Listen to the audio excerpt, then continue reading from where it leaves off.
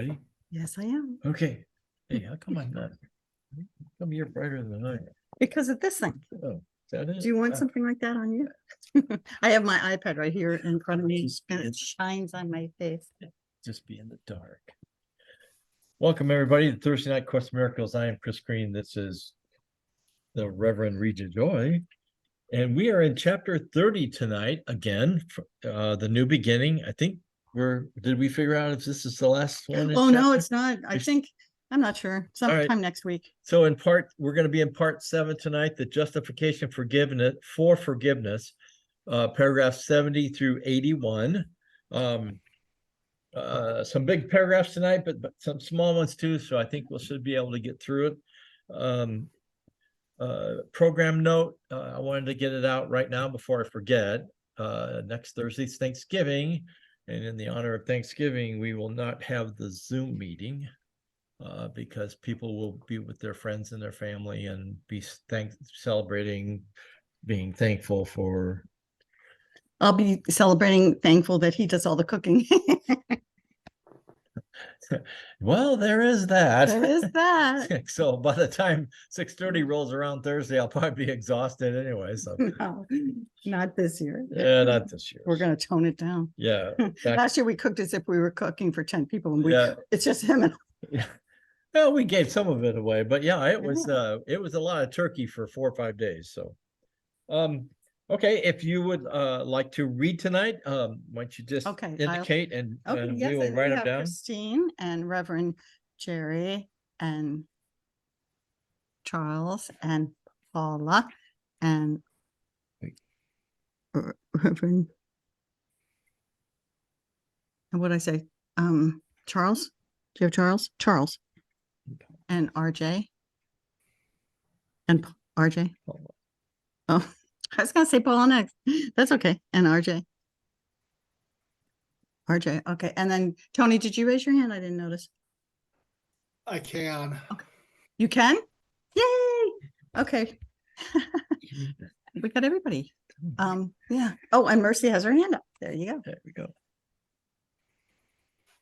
Yep. And I think Jacob, put Jacob down.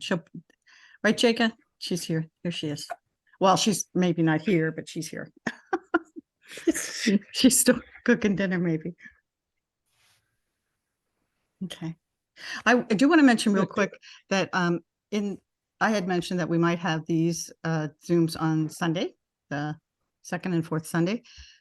I'm also will let you know that and let everyone know I'm thinking of having a holy encounter, which we read The Age of the Heart by Sebastian Blacksley, and that'll be on Sunday, and it'll be the first and the third Sunday, but I'll let you guys know. Okay. Holy encounter. And just to clarify, we're not moving this to Sunday. We're having another one. Yeah. And what's nice is that it's Friday's reading. So it'll be a continuing of Thursday. So, so if you can't make Thursday, you'll get Friday's reading on Sunday, because we do Friday's reading on Saturday and Sunday. And if you do make Thursday, then you just have a continuance. It works out. Oh, okay. Yeah. All right. Okay. Okay. So, all right. So then, I would ask now that you, that's okay. You'll turn it over to me, right? Oh, wait a minute. Let me double check. Let me see. Oh, you're already told. Oh, that's right. All right. Yeah. Okay. All right. Yeah. Okay. So did I say no meeting next week? He's got it down 4 times. I'm paranoid about forgetting this. You did. One year we did forget, and then nobody was. Where were you? What was Thanksgiving? I think we're gonna do that anyway. Anyway, you did. All right, you did do it, and now we're gonna mention. You're right. Okay, so we're making. Yeah, that's all. So we'll just relax. So we'll close our eyes, and we'll go within.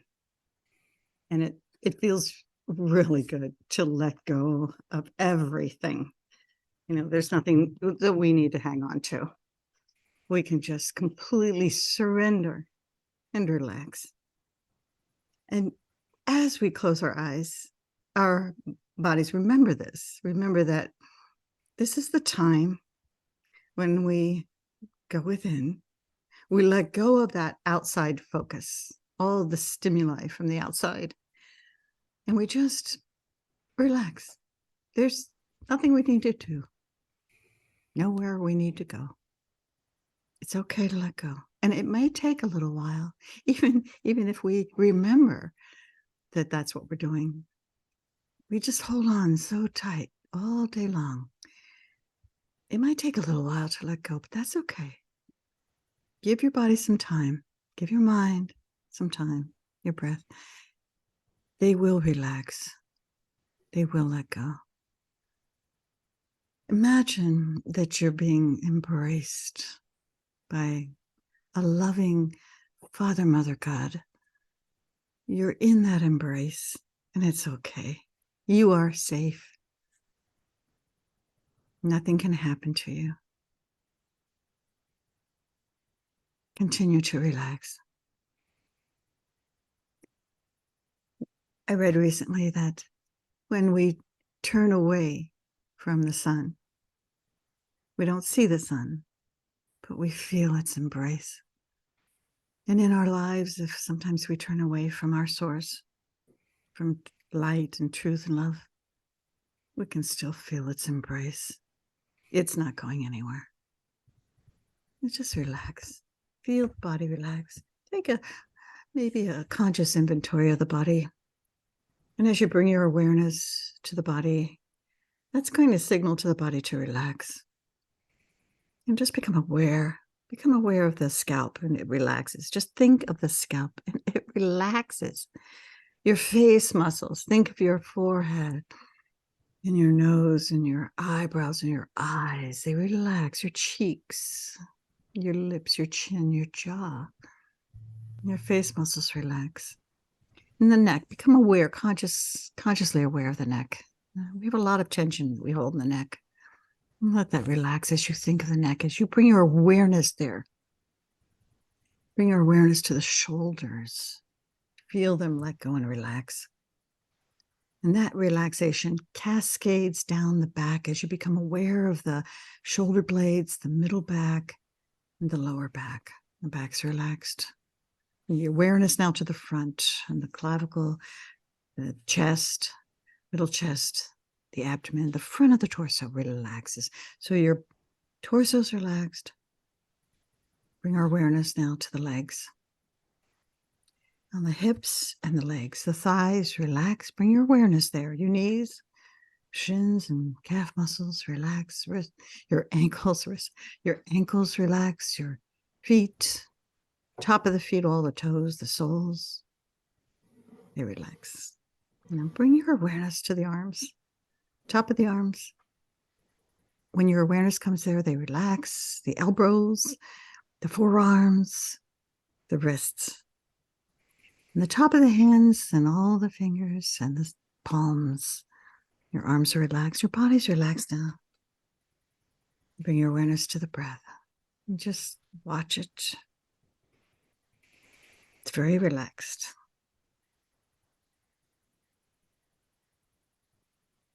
Like the waves coming into the shore. Really slow, soft waves.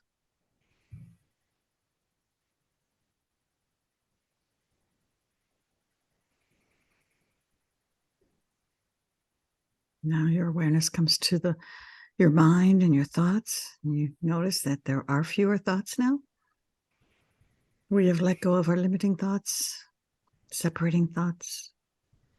We're opening our mind to the thoughts that we think with God, with our source. Those are capital T thoughts. They're loving. They're always loving. They always bring peace. We're going to get in touch with those tonight. And so we're going to focus on our lesson, and these 10 lessons in the part 2 of the workbook.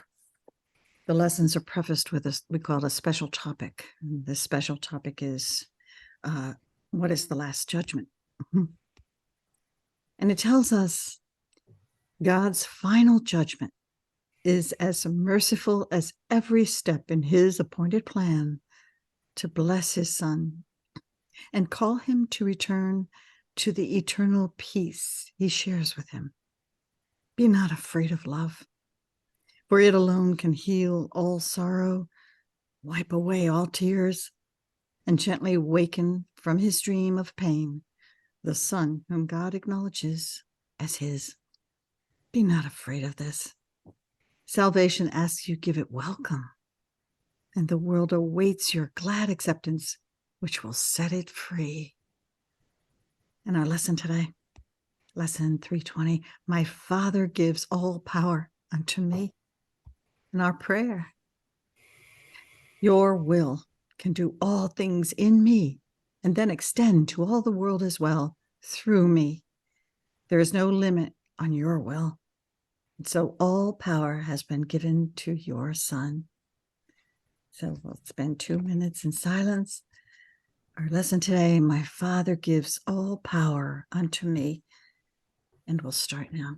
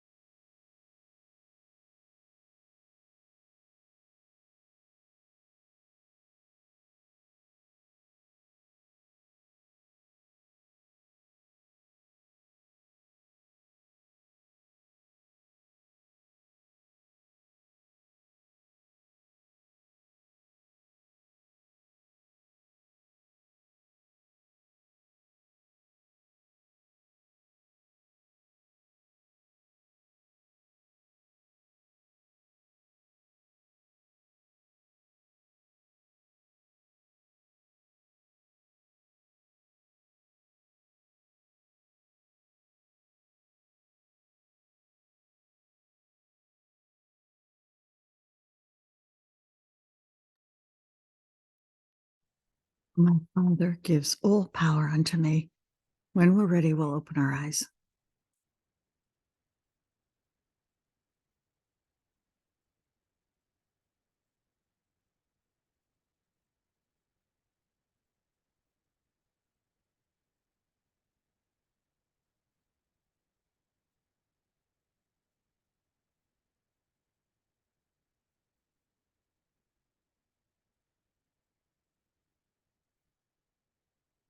Okay, we're in chapter 30 tonight, the new beginning. We're going to read part 7, the justification for forgiveness, paragraphs 70 through 81. Christine, can you start us off and read paragraph 70, please? Anger is never justified. Yeah, and I wanted to ask briefly, um, what are the readings? So this is there a reading in between Thursdays? Is because it didn't look like it was the next thing after what we did last week. Oh my God, yeah. It goes on Monday, Tuesday, Wednesday, and Thursday. Is that- Oh, The text, okay. the text is Monday through Friday, and then Okay. we mark time on Saturday and Sunday. So this Okay, so every there's Thursdays. Yeah. okay. Okay. All right. There's also meetings Monday through Wednesday, or it's a different thing. Well, there's a phone call in the morning.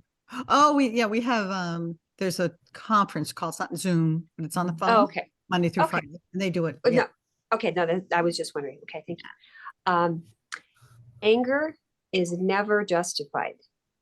Attack has no foundation. It is here escape from fear begins and will be made complete. Here is the real world given in exchange for dreams of terror. For it is on this forgiveness rests and is but natural. You are not asked to offer pardon where attack is due and would be justified. For this would mean that you forgive a sin by overlooking what is really there. This is not pardon. For it would assume that by responding in a way which is not justified, your pardon will become the answer to attack that has been made. And thus is pardon inappropriate by being granted where it is not due. I don't know, there's so many different places in the course, starting with nothing real can be threatened, nothing unreal exists. It reminds me of algebra. Like I did lots of math, even though I didn't like specialize that in anything. But sometimes, like you're given these complicated problems and you work it out and it's just everything turns out to be zero. Like that's zero. It ends up being 0 divided by 0, it's 0. And so it's like that, what we think needs to be pardoned, well, it never happened. So you don't have to pardon it. And I just kind of love how that you do not forgive the unforgivable, nor overlook a real attack that calls for punishment. It's just not there. It's just my perception needs some tweaking so that I can see that. But anyway, yeah, I just love that. I'm complete. Thanks, you. Christine. Go ahead, Charles. And then Reverend Jerry after Charles. You got it? Thank you. I think I got it. Yeah. You got it. All righty. What I'm hearing her reading when she was reading was there's no justification for attack. If someone's acting out of a past hurt and creates anger inside them, and I'm the object of that anger, and I realize, okay, love is a disarming factor through forgiveness. Forgiveness is the Holy Spirit disarms the need for the attack.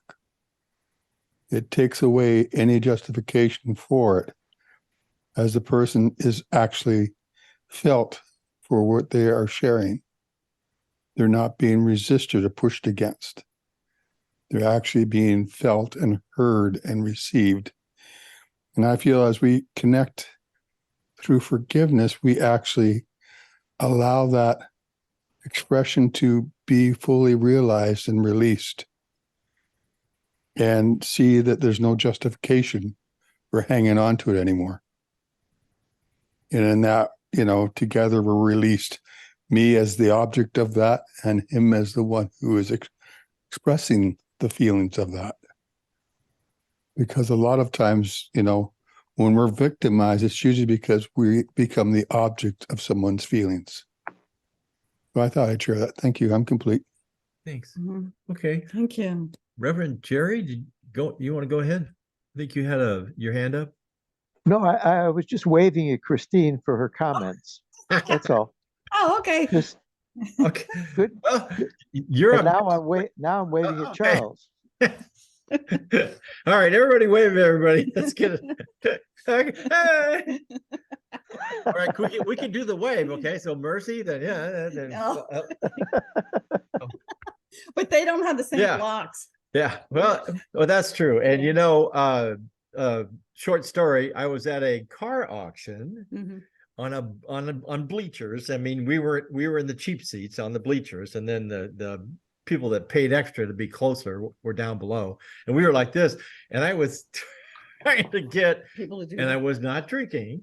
I was trying to get people to do the wave at an auction where you That's real smart. raise your hand to bid. Who clued you in?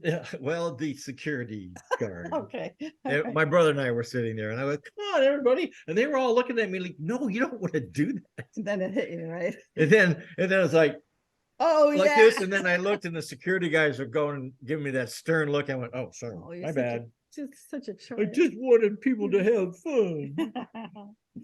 All right, Reverend Jerry, go ahead and read 71 for us. It starts with pardon is always justified. I'll read on one condition that I get a wave afterwards, okay? Okay. Please, please. Pardon is always justified. It has a sure foundation. You do not forgive the unforgivable, nor overlook a real attack that calls for punishment. Salvation does not lie in being asked to make unnatural responses, which are inappropriate to what is real. Instead, it merely asks that you respond appropriately to what is not real by not perceiving what has not occurred. If pardon were unjustified, you would be asked to sacrifice your rights when you return forgiveness for attack, but you are merely asked to see forgiveness as the natural reaction to distress, which rests on error and thus calls for help. Forgiveness is the only sane response. It keeps your rights from being sacrificed. Well, just briefly here, I can't really be angry and withhold my forgiveness in a dream. When I wake up, I'll forget the dream, or I'll look back and say, well, it's symbolic of, me as a figure and the hero in the dream interacting with my projected blah, blah, blah psychobabble. Anyway, thank you. And are you ready? On the count of three. One. These are cats. Beach to the punch. You're trying to hurt cats.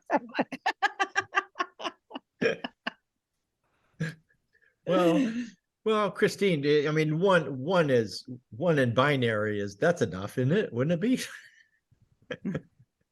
Okay. All right. Well, Charles, can you read 72 for us? It starts with this understanding is only. Oh, yeah. Change. This understanding is the only change that lets the real world rise to take the place of dreams of terror. Fear cannot arise unless attack is justified. And if it had a real foundation, pardon would have none. The real world is achieved when you perceive the basis of forgiveness is quite real and fully justified. While you regard it as a gift unwarranted, it must uphold the guilt you would, quote, forgive, unjustified. Forgiveness is attack, and this is all the world can ever give.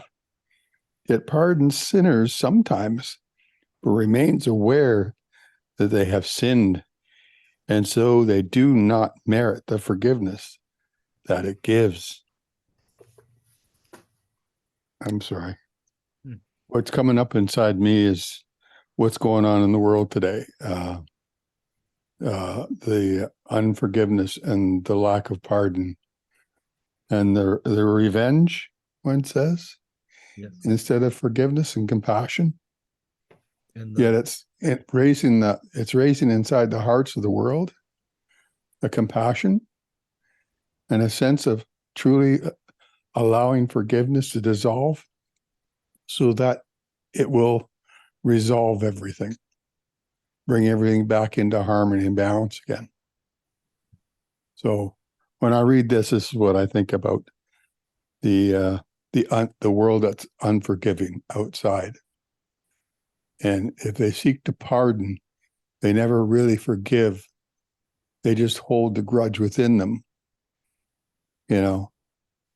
and resent the experience from happening. Whereas we truly open our hearts to God's love and His light and hold that natural way of expressing a resolve for everyone that they find God's peace and love within them, both sides of the conflict, that they find a way to meld and become joined in a unified purpose. With that, I'm complete. Thank you. Thank you, Charles. Thanks, Charles. You know, I want to mention two thoughts. One, while you were talking, Charles, I was thinking of what I can do, the only thing I can do. Because I lament when I look out and seemingly see, and no, not seemingly, I experience, you know, unforgiveness and what it brings, and revenge and attack and all that it brings. But what I can do is forgive, and minds are joined, and that's the biggest gift I can give to the sonship, is what I can do is to forgive. In that paragraph before what you read, I forgot I had a comment. It said, but you are merely asked to see forgiveness as the natural reaction to distress, which rests on error and thus calls for help. And so even if this is distressing for me to look out into a world that is acting out illusion and is so unloving, that's distress.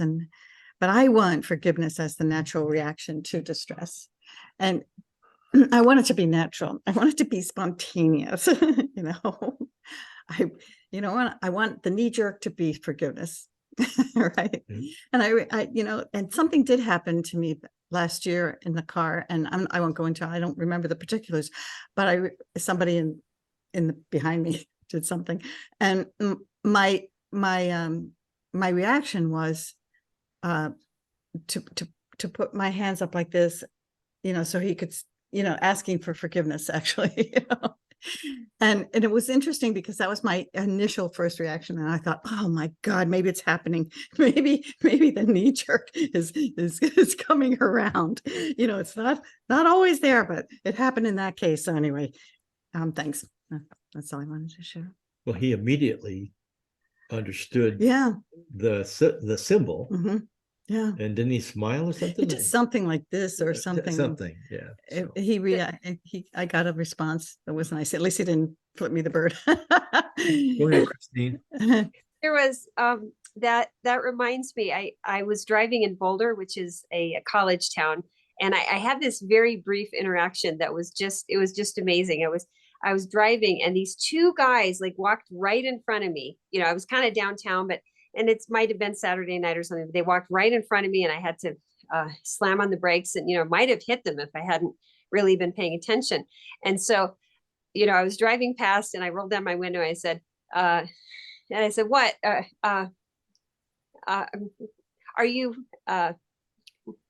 you drunk or stupid?" Right? And one of them looked at me and said, "Well, it's Boulder, so it's probably some of both." and we all completely cracked up, and there was just this moment where it was just this really funny thing. I was like, okay, have a good night. Anyway. Yeah. Well, that's a true story. Sometimes, sadly, though, there's drunk and stupid people in the morgue, so you have to be careful. That was the same way in Madison. Well, that's the same way in Madison, Wisconsin. It was a student. It was a big student town. And they would just walk right in front of cars. You would have to stop. I'm going like, boy, do they have like a death wish? Yeah. Or are they drunk or? Yeah. It's called being legally insane. Oh, I see. Oh, okay. Yeah. Jacob, you have your hands up. Yeah. I too was taken by the same words that spoke to Joy in the paragraph 71, because when you realize that the Course is saying you forgive your brother for what he hasn't done, which is an interesting way of, they didn't need forgiveness because the doing of something has to take I'm going down the wrong hole. Let me do another thing. I love where he says, but you are merely asked to see forgiveness as the natural reaction to distress, like Joy said, which rests on error and thus calls for help. So when you see that someone is mistaken, that they're in maybe illusion, or they're just not seeing things, they're not seeing what's there or what's salient or what's right, it makes it a totally different situation than you know, when you know that they're in making an error. Am I making sense? Yes, absolutely. Yeah. Okay. Totally. All right. Yeah. And then you see their purity and their essence underneath that cloud, you know, and that really helps. It helps so much that if we can do that, we really don't even have to, you know, mush these words together. We don't have to, oh, I forgive you for doing, you know, that just doesn't even come up. We just feel a love for who that being is, who is presenting in the way that they're presenting. So yeah, I really like the way they express that, and it makes a lot more sense than other things that I read. It's just the clarity is what I appreciate. I'm complete. Thanks, hon. Thanks, hon. Thanks, Jacob. Let's see. Paula, can you read 73 for us? It starts with this is the false forgiveness. This is the false forgiveness which the world employs to keep the sense of sin alive, and recognizing God is just. It seems impossible his pardon could be real. Thus is the fear of God the sure result of seeing pardon as unmerited.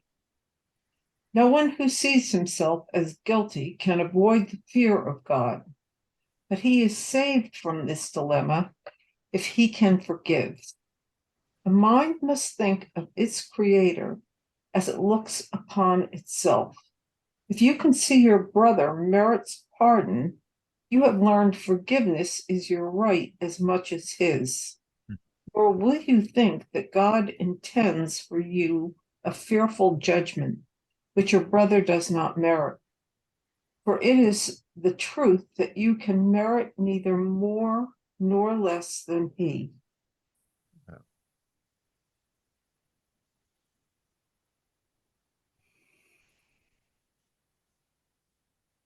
Yeah.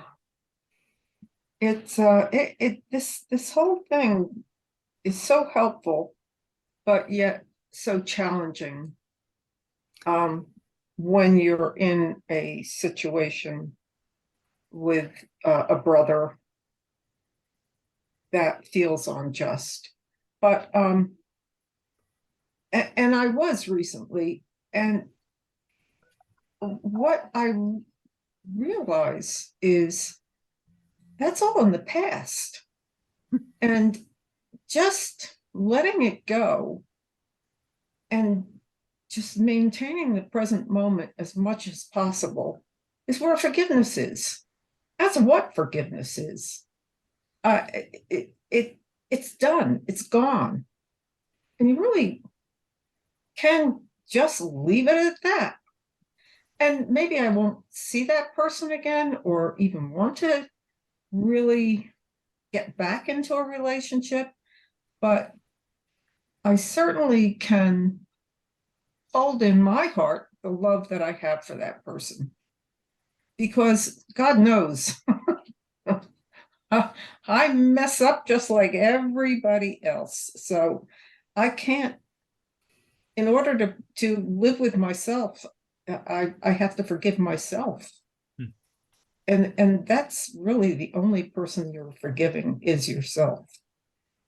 So I'm complete. Well, I'd like to make one change before we go to Charles. Paula, I think you're magnificent, just like everyone else. You are. Yeah, so are you. Go ahead, Charles. Amen. I 100% agree. I love her determination to be true to herself and true to her brother, and to realize the love that they share together, regardless of what appears to happen. Because if I'm feeling hurt, I'm looking for an object to express my hurt to. or if someone's feeling upset or hurt, they're looking for an object to express. And if we as brothers and sisters can be that, where they can be really felt and allow them to feel that it's no longer needed to hold on to that anymore. You know, there's no resistance, it's just acceptance. We just accept you as you are. Because I also have experienced that great hurt inside me as well. And this is why I can give witness to that, of what I'm experiencing within you. And as we let go of it together, we allowed our lives to mend and move on into a better way of being. So I really truly appreciate when people are determined not to react, but to stand there and know them as who they truly are. And say that, yes, we all experience shortcomings of others. But if we stay strong and true to ourselves, we can get through it. Thank you. I'm complete. Thanks, Charles. Thanks, Charles. And that is true too, because Joy was saying you want it to be a natural process. You want that to be your first reaction. So, but so sometimes we fly off the handle, then we have to, put the car in reverse and go back and go like, well, let me do it. Let me have a mulligan. Let me do that over again. Yeah, politicians do that a lot. They backpedal a lot, don't they? I think it would be nice to be able to learn how to make that the first reaction, the first process. Like you said, make it natural. Somebody attacks you or wants to hurt you, and you immediately go into forgiveness. Yeah. And I mean, you don't have to forgive him because nothing really happened. Exactly. So, Yeah. I think the more we experience the effect of not doing it, of unforgiveness, that's the more I experience the effects of when I'm not forgiving. And I can almost instantly recall that if I go down that route, it's not going to be pretty. Yeah. I've done it a lot. And so I can, I think the more and more I stop myself before I go down that route, because I know that's not it. That's not where I want to go and where I want to be. yeah. Okay. RJ, can you read paragraph 74? It starts with forgiveness recognized as merited. Yep. Forgiveness recognized as merited will heal. It gives the miracle its strength to overlook illusions. This is how you learn that you must be forgiven too. There can be no appearance that cannot be overlooked. For if there were, it would be necessary first there be some sin which stands beyond forgiveness. There would be an error that is more than a mistake, a special form of error which remains unchangeable, eternal, and beyond correction or mistake. This would be one mistake which had the power to undo creation and to make a world which could replace it and destroy the will of God. Only if this were possible could there be some appearances which could withstand the miracle and not be healed by it. So yeah, I guess what comes up for me is about so this unchangeable, eternal error, so doomed. Sometimes this thought occurred to me that that's a complete mess up. This passage kind of got my attention this week about, where is it here? You do not forgive the unforgivable. Salvation does not lie in being asked to make an unnatural response. So they're saying that there wasn't really a sin or an attack in the first place. And something about the Course in Miracles that's been on my mind, especially the last little bit, is that there's seriously dangerous people out there, and you gotta shoot first, which the Course gives this idea about this forgiveness thing, and I don't think that they're talking about your safety and stuff like that. So if you're abducted or something, it might not, maybe there might be a place for forgiveness at the moment, but sometimes you have to really act fast and quite realistically, or however you want to put that. So yeah, that was something that was like going on for me lately, was about this serious danger business. And there's people who yeah, have to be have shot or something in some situations. So maybe not have to, but that's what ends up happening. So I don't know, it's just something that's like been on my mind about the course, is that there's a lot about forgiveness, which is not invalidated, but sometimes in life you got to be quite well, I'm not sure the word, but we might call it unforgiving, but I don't think that's exactly the right word for it, but realistic about how things are. There's a world where there's executions happen and stuff like that. So yeah, so anyway, that was on my mind. So that kind of came up reading through this. Thanks for hearing me about that. And yeah, Thanks. I'm complete. Thanks, RJ. Thank you. Okay, paragraph 75. Tony, can you read that for us? It starts with, there is no surer proof. There is no sure proof idolatry is what you wish, then I believe there are some forms of sickness and of joyness forgiveness cannot heal. This means that you prefer to keep some idols and are not prepared as yet to let all idols go. And thus you think that some appearances are real and not appearances at all. Be not deceived about the meaning of a fixed belief that some appearances are harder to look past than others are. It always means you think forgiveness must be limited, and you have set a goal of partial pardon and a limited escape from guilt for you. What could this be except a false forgiveness of yourself and everyone who seems apart from you? This goes back to several places in the lessons. It's got to be complete. Your forgiveness has to be complete, and we are all one. We can't have one brother outside or one sister outside. We just are one, and we have to acknowledge we're one, and we have to love each other as one. I'm complete. Thanks, Tony. Thank you. That's amazing that paragraph should be right after RJ's share. Yeah. Yeah, it's really amazing. It's just as if it was designed.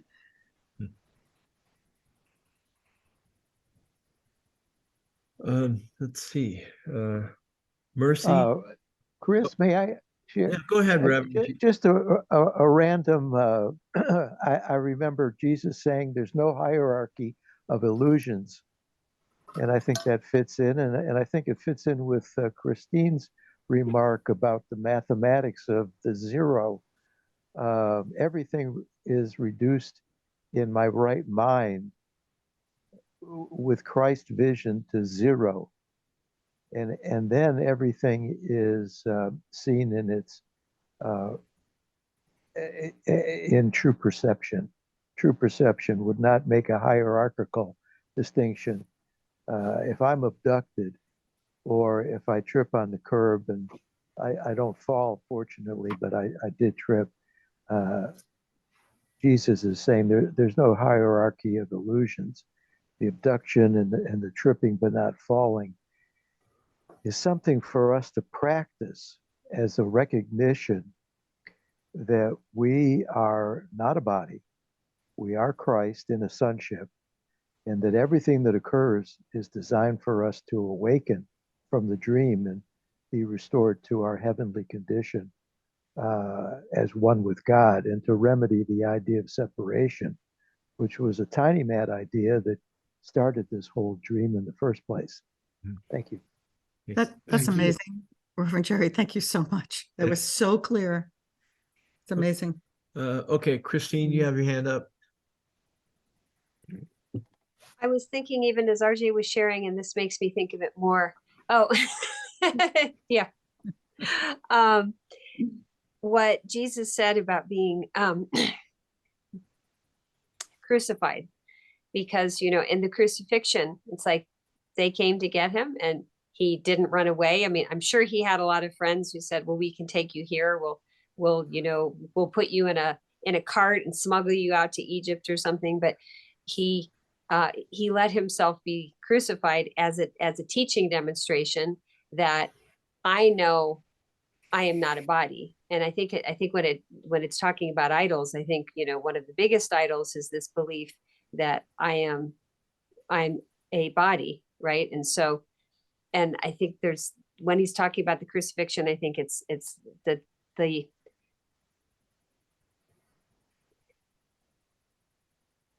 destruction of something that's, what is it? The destruction of something that isn't real. I don't think that's the exact wording, doesn't justify anger, right? And so maybe you're eating a hamburger somewhere and somebody starts shooting. It's like, well, this is my opportunity to have an experience with myself, whether or not I get shot. It's like, oh, well, am I really a body? If he shoots me, like, can someone kill me? Like, I can't die. Anyway, just some rambling, but No, thank you. That was exquisite. Thank you. Charles, go ahead. You're muted, Charles. There I go. I'm off muted now. I heard the story for the first time this morning from my brother. And dear Christine, she brought that story back up with me.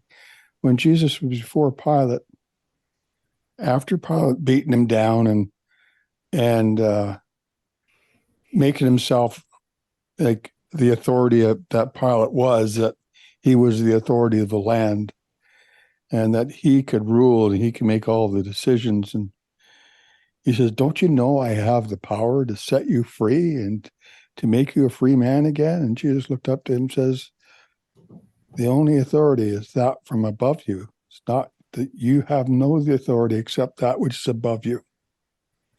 So Jesus declared true authority. Jesus knew that this was all playing itself out. And he took the authority away from Pilate. He took the authority away and gave it back to God. And it was just, I never heard that story that way before. That all authority comes from God for anything that happens to anybody. Yet we are so identified with the body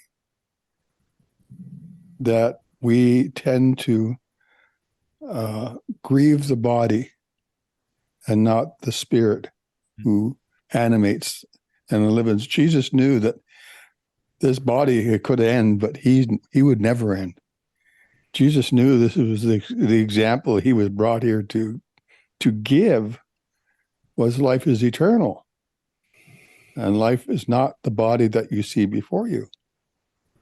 And we tend to grieve the body and not the truth of who we truly are. So I thought I'd share that because that was it hit me big time this morning. Thank you. Thanks, Charles. Thank you. Actually, isn't the next, right after Jesus says that, isn't that when Pilate gives up and washes his hands and says, basically he had lost all of his power to do anything and realized that he wasn't going to be responsible, and he just turns him over to the crowd and lets the crowd do what they want to do, and the crowd decides to crucify him. So, all right, let's see.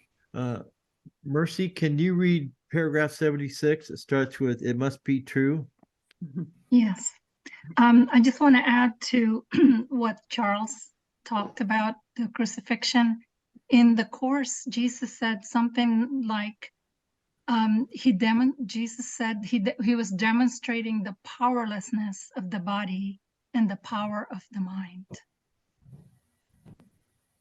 That's what he wanted to demonstrate, the powerlessness of the body and the power of the mind.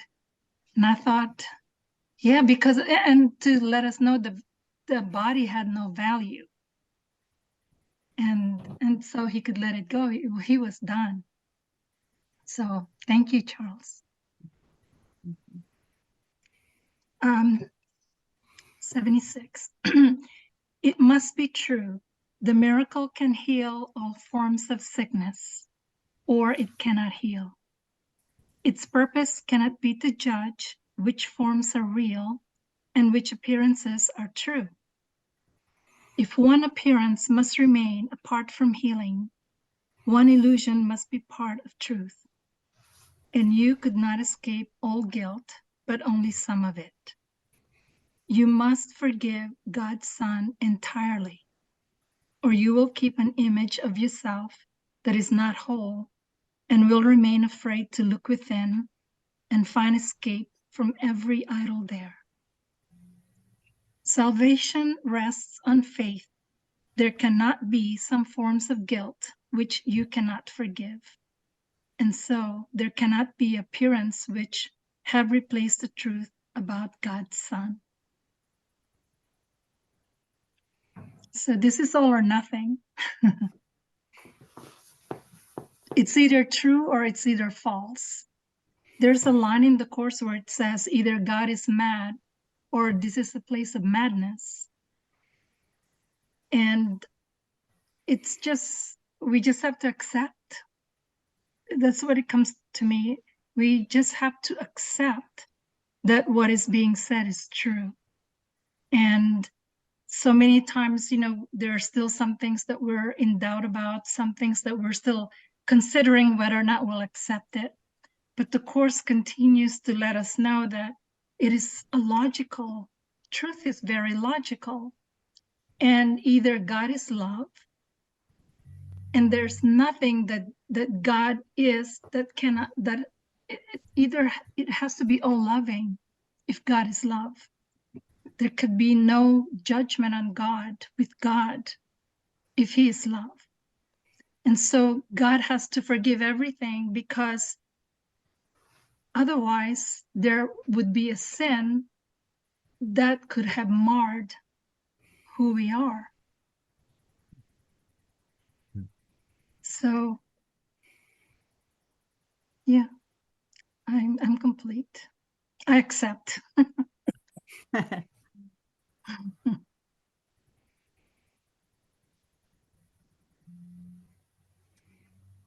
Oh, Charles. Go ahead, Charles. Yeah. Thank you. I'd just like to respond to what you just said. It was so touching and stuff. When I see God as pure awareness itself, and pure awareness is aware of all that is. It's aware of all that is going on. Yet in its purity, it shines its light, and shines its light brilliantly.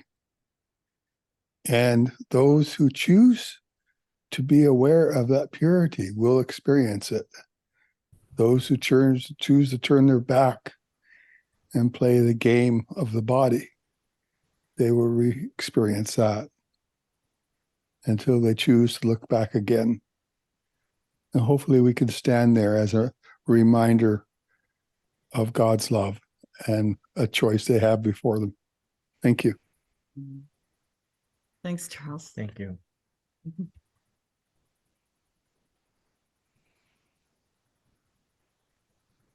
Okay. What do you got? Jacob, can you read 77? It starts with look on your brother. Okay. Look on your brother with the willingness to see him as he is, and do not keep a part of him outside your willingness that he be healed. To heal is to make whole, and what is whole can have no missing parts that have been kept outside. Forgiveness rests on recognizing this and being glad there cannot be some forms of sickness which the miracle must lack the power to heal. That's it. I love that. It's the totality of it all, which is beautiful. And it simplifies things. You forgive all of it. Forgive what wasn't there. Forgive the illusion that your brother is temporarily seeing. Yeah, that's beautiful. Hmm. Wish I could be in that presence of mind all the time. I love the truths that we read here, and I just want them with me always. It's like my twin, she wants it automatic. She just knee jerk forgiveness. Yeah.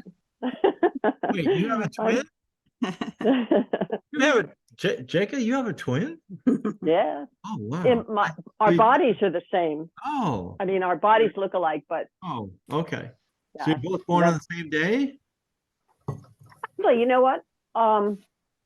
Yeah, 4 minutes apart. But actually, if we are who we think we are, which is this pure loving presence, then I am her, and I am everyone here.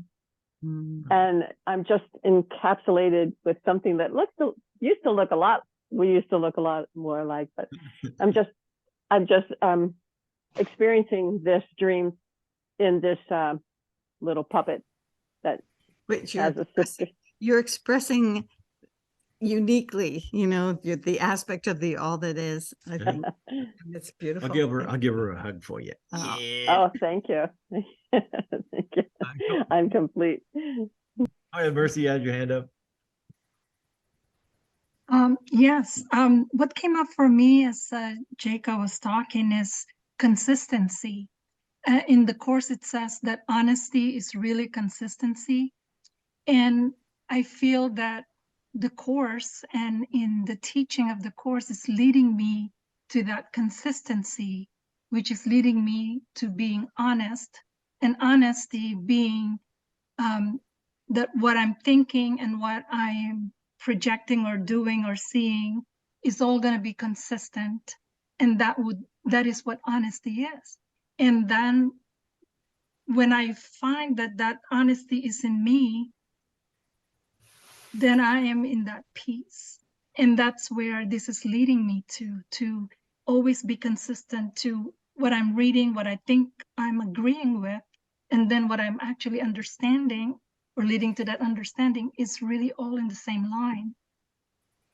And then before you know it, it's everything is in one line and in one order. So I thought that's what I thought I heard from Jacob too.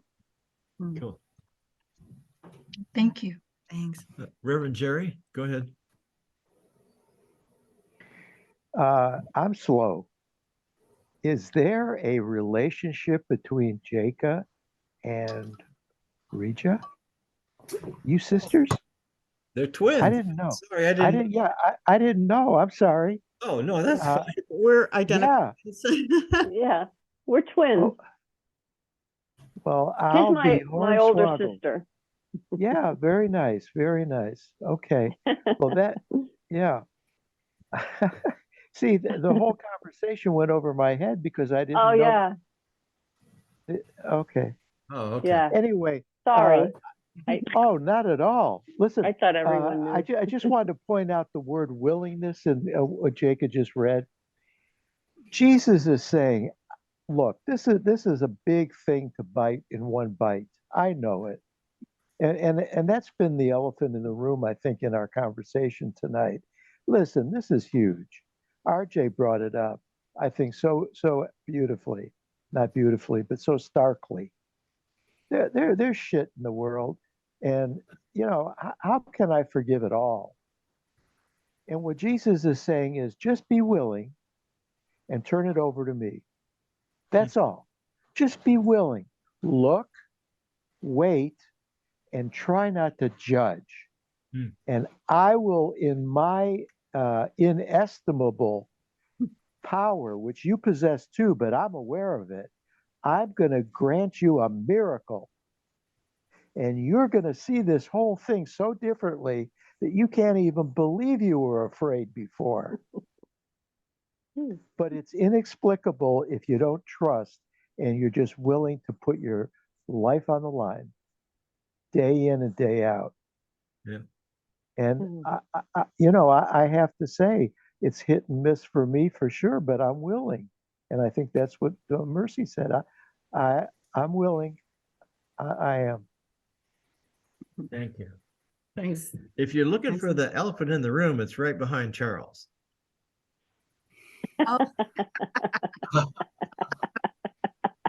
True. See the elephant in the room. Oh, All God. right. All right. All Do you right. have, hey, listen, Chris, do you have a twin, God forbid?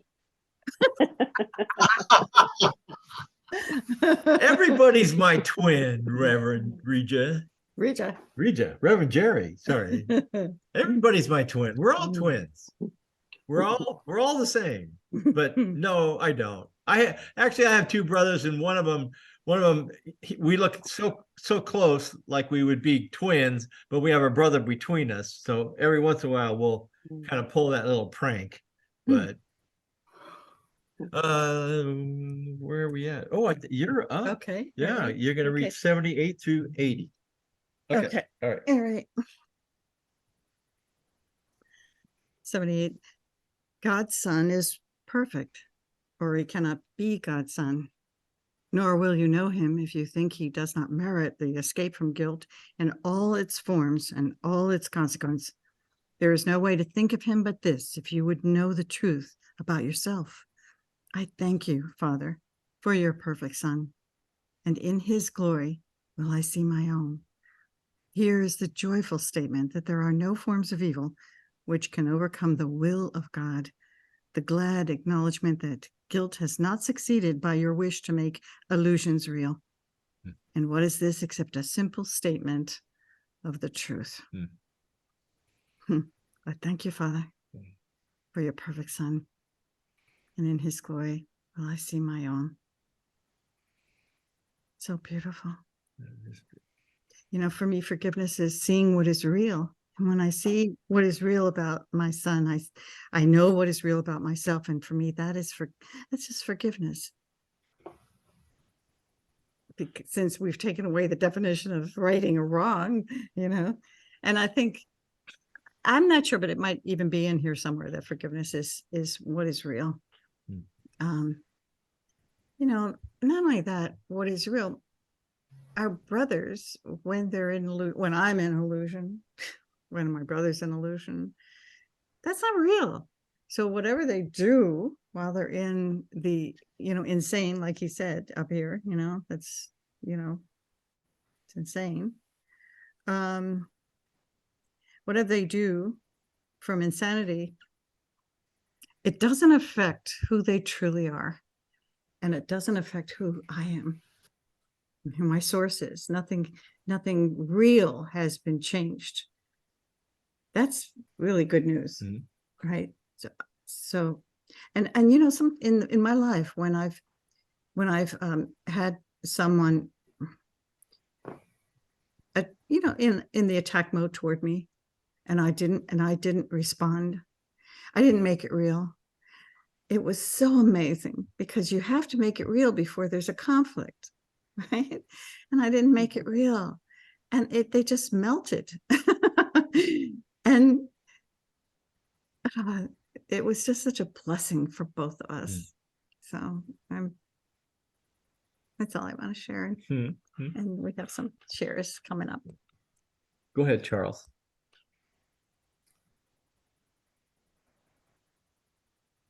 Thank you, Reverend Joy. I could definitely appreciate what you share there.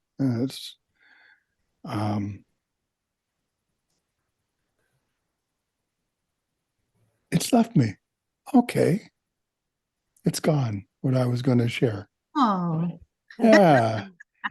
Because, as soon as I was thankful for your share, Yeah. that was enough. Thank you. I'm complete. Yeah, that's when I do my stand-up comedy, that's one of my jokes is that I have jokes about getting old and forgetting, but I can't find them. Or something like that. See, look, I can't even get the joke right. Jeez. Well, It was very I gotta go back to joke college. You couldn't find them. Go ahead, Christy. No, it's that's what it is. I had a joke about forgiveness, but I forgot it. Forgiveness? Yeah. No. I had a joke about forgetting, but I forgot it. That's whatever. I gotta work at my stand-up routine. I know. Gee. Or you could say I had a joke about forgiveness, and then I realized that it wasn't real. Yeah, yeah. The- Of course, everybody in the room would have to be a Course in Miracles student, right? Nothing to forget. Yeah. Or you Exactly. overlooked it so well that it was gone. Yeah. there you go. I always thought we could do a skit when we used to be in, remember, Tony, when we used to have we would have a Sunday Course in Miracles group. And I thought we could do a skit. It would be so funny. Oh my I God, think it yeah. would be, if we could get our creative juices going Yep. and just use the course, and do a skit. Yeah. Never We came thought about. maybe we could get 5 or 6 or 7 of us together and kind Sounds of like fun. who's on first, what's on second, kind of a comedy routine. And yeah, Charles and we were going to go downstairs and do it during the service. We were at a Unity church. That's Yeah. where we met. We were going to go downstairs and do it. And we thought, well, we sure like this room. They're giving it to us for practically nothing. Maybe not. But anyway, we would get going. And I mean, Tony can attest, some of those times, some of those Sunday mornings, it's amazing we ever got anything with the Course of Miracles.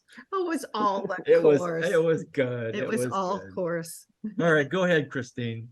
Yeah, I find it interesting how this whole section keeps repeating over and over in different ways, that as I treat my brother, it shows how I think about myself. If I can't forgive him totally, then I feel guilty. I feel like God is going to be angry at me or going to punish me.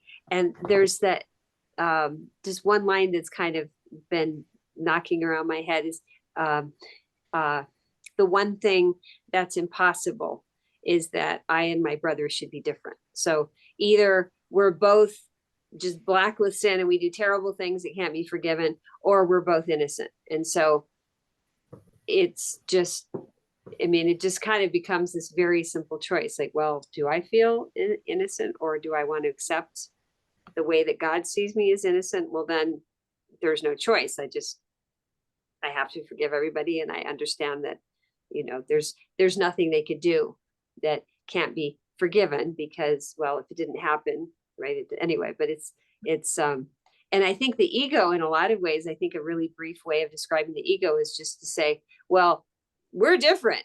I'm a really good person and you're a really bad person. And a lot of religious people would say, and God will back me up on that. So anyway, I'm complete. Easy. We don't want God to hear. Go ahead, Reverend Jerry. I'm sure everybody remembers I was a kid in a car with my parents going down the road. It was kind of hilly, and at the top of that hill was a damn lake. I could have sworn if we continued driving, we were going to go smack into that lake. And of course, when we got to the top of the hill, I realized that it was imaginary. It was never there. And that restored me to peace of mind. And that's exactly, I think, a metaphor for what Jesus is teaching. And again, it gets back to the first characteristic of a true teacher of God. He says, please trust me. There's no lake you're not going to fall into and drown. I promise you. Just have faith and trust that what you see does not exist. Nothing unreal exists.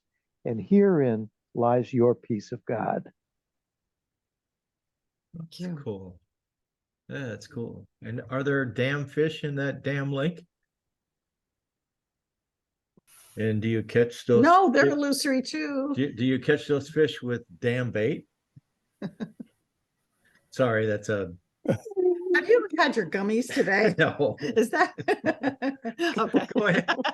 Maybe that's the problem. I haven't had my You gummies. had your gummies. I think he's all damned up today. I don't know. Oh. Oh, There's gonna be a knock on the door and the pun police are gonna come. RJ. RJ has his hand up. Oh, Mhm. Reverend Jerry, thank you. Your earlier comment made me realize what is the word I'm looking for, which is protective use of force. So it's not that feeling guilty after is not my situation, but feeling guilty before, that I don't want to attack someone, although it's not exactly attack because it's protective use of force is what I think is a better word for it. So thanks for your comment Well, earlier, helped me yeah, kind of realize that. you know, you're very welcome, and it brings up the issue which we read earlier about idolship. Either my dream is real and God's full of BS, or I'm full of BS and God has the truth. Now, which am I going to argue for? I'm going to be willing to let go of my BS and say, God, you know the truth. And I need not be afraid of that which does not exist. I'm going to lay down my idols. And, you know, the interesting thing is that I treasure those idols, as illusory as they are. I mean, I really watch the news carefully and I get off on, you know, all the tragedy. What the heck? Of course, I've said this before. I got to go on a fast from the news.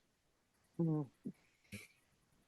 Okay, all right, let's see. I'm gonna close with paragraph 81. And it's over here. Okay. Look on your brother with this hope in you, and you will understand he could not make an error that could change the truth in him. Mhm.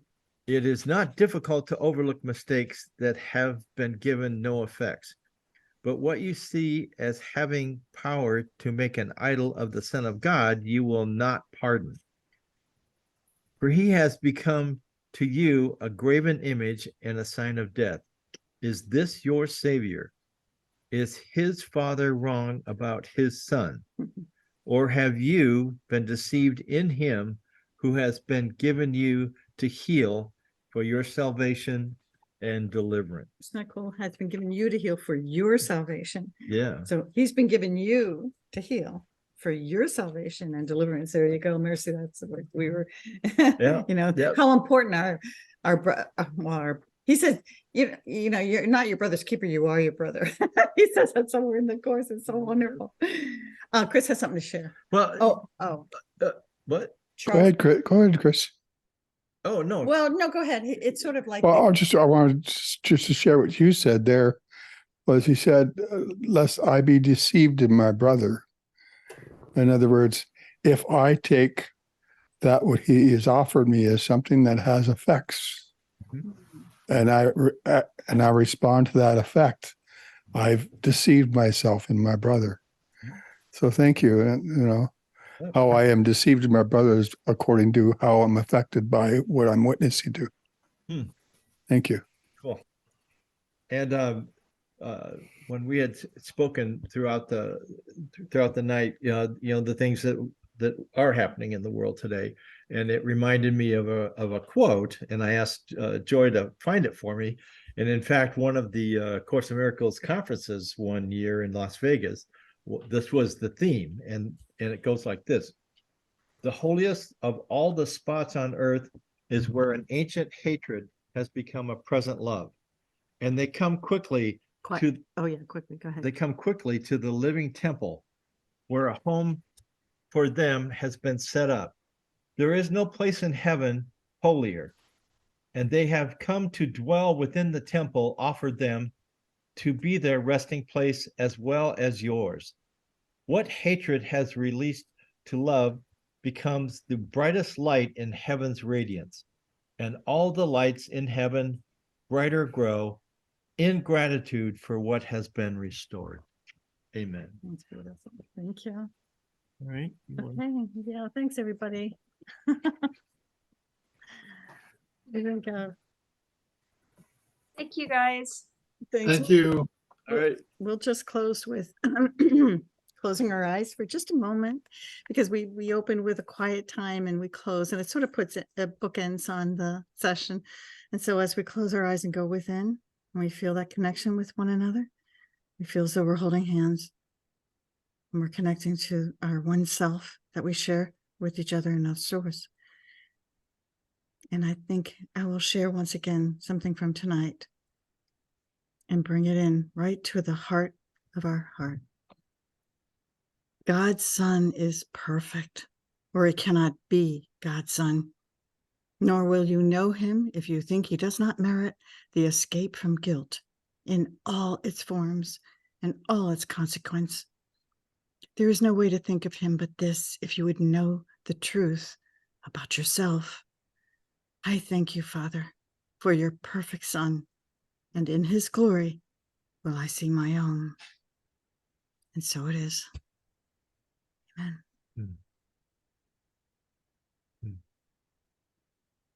Thanks, everybody. Amen, everybody. Good night. Ooh, Happy that's sweet. Happy Thanksgiving. Thanksgiving. We love Happy Thank you, Easter Reja. or happy Thanksgiving. Happy That's right. yeah, Happy happy Thanksgiving, Huh? everybody. See you in 2 weeks. you. Charles, Thankful for Happy everybody. Thanksgiving. don't have Al night. for Bye. Thanksgiving now. Yeah. Okay. Bye-bye. Good night. Bye, guys. Good night. Bye.